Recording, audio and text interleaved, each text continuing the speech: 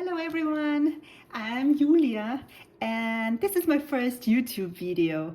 I've tried multiple times during the past 10 years to film my first YouTube video, but I was never happy with it. But today I will just film it and post it for you.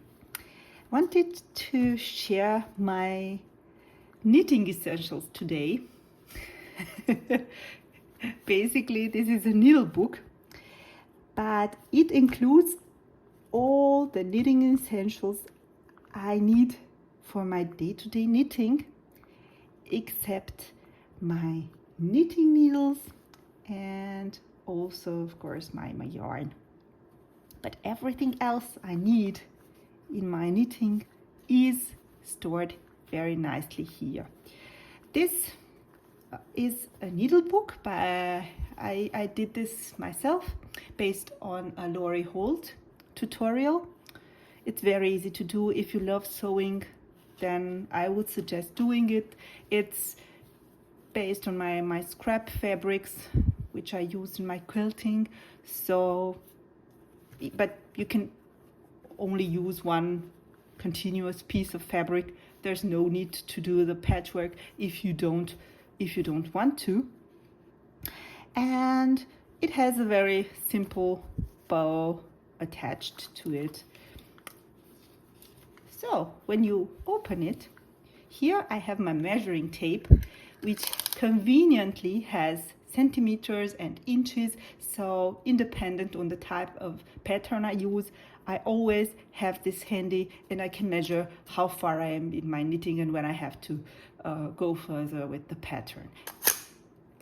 This sits very nicely here in this first pocket. Then I have my pins. They were gifted to me by a friend. I think you can find them on Amazon. They are very popular in the quilting world. Then come all of my needles. Then I have my two big needles. One is with the bent tip, which is easier for sewing plushies parts together. And in the middle I have my tool, which allows me to cut my thread very easily, and I love that this can always go back there and stay safe. And on the last, as to say, page, I have just my knitting markers. They are from Knit Pro, and I've been using them in the past 6 months, ever since I've got back to knitting again, and none of them broke, so I'm very happy with the quality.